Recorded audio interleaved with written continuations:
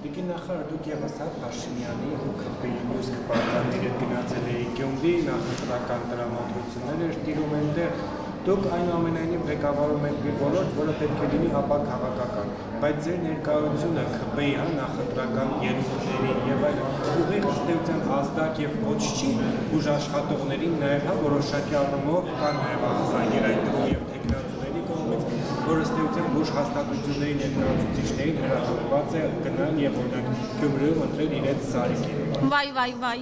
այդ անձինք, ովքեր որ այդ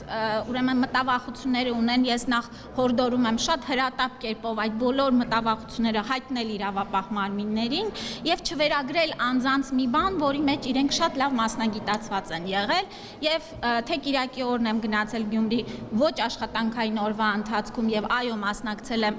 դրամահավաքին եւ կներեք նախարարը եւ կառավարությունը քաղաքական հենց մարմին են եւ չեն կարող լինել ապաքաղաքական բացառվում է նման հրահանգ որևէ ուղղորդում որևէ բան որտեղ դրա կարիքը չկա էլ Ինչի որտեղ ձեր սարիկի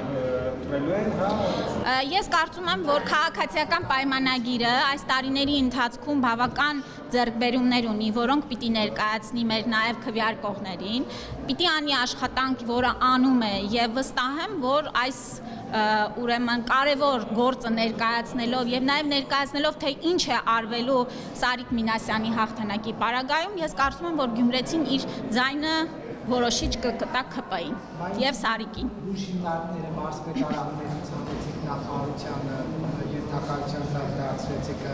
այս ընտրությունների եւ 26 ընտրությունների մտահոգ։ Տենարիկ ջան, եթե այդպես լինի, պիտի ասեք ինչու եք ապահովագրության մասին այսօր խոսում, որտեղ դա Գյումրու փառաքարի ընտրությունների հետ ինչ համատեքստ ունի։ Տեսեք, մենք ամեն օր ինչ որ մի բարեփոխում անում ենք։ Իհարկե մեր մարզերն էլ դրա շրջանակներում ունենում են որոշակի բարելավումներ եւ վստահ եմ, որ այս մարզային կենտրոնների փոխանցումն էլ առողջապահության նախարարությանը եւ շատ ավելի կարևոր կտորը կառավարման մոդելի բարեփոխումները պիտի տան իրենց արդյունքները եւ այս կենտրոնները շատ ավելի գրագետ ֆինանսատնտեսական կառավարում իրականացվի, զարգանա եւ այլն եւ այլն։ Տիկին նախարար,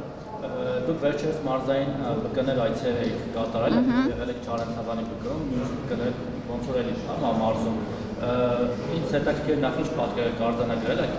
այս Չարենցավանի ԲԿ-ին եւ առասարակ մարզային ԲԿ-ների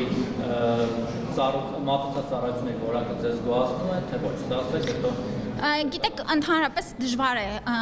այսպես ընդհանրացումներ անել եւ գնահատական տալ մարզերին կամ կոնկրետ բժշկական կենտրոնի ամբողջական որակին։ Եվ այո, ճիշտ եք ասում, վերջերս եմ եղել ուրեմն Չարենցավանում, նախ որովհետեւ իմ արժեվ դրել եմ խնդիր այս տարի համապատրաստից, այսպես ասեմ, այցեր իրականացնել կոնկրետ մարզային կենտրոններում, հասկանալու թե սովորական աշխատանքային օրվա ընթացքում ինչպես են process-ները կազմակերպվում եւ ինչ խնդիրներ կան, որոնք որ մենք այսպես ավելի պաշտոնական այցերի շրջանակներում գուցե չենք նկատում։ Եվ այո, հիմա կշարունակեմ։ Եվ ուրեմն երկու նպատակ ուներ, նախ գիտեք,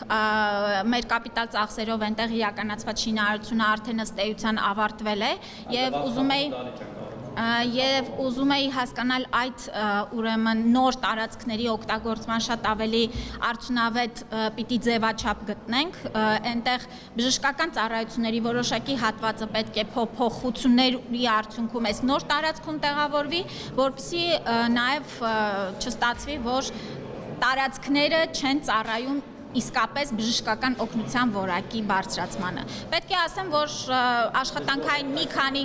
աշխատանքային մի քանի ուրեմն կարևոր հարցադրումներ էլ կար, այնտեղ գիտեք տարածքում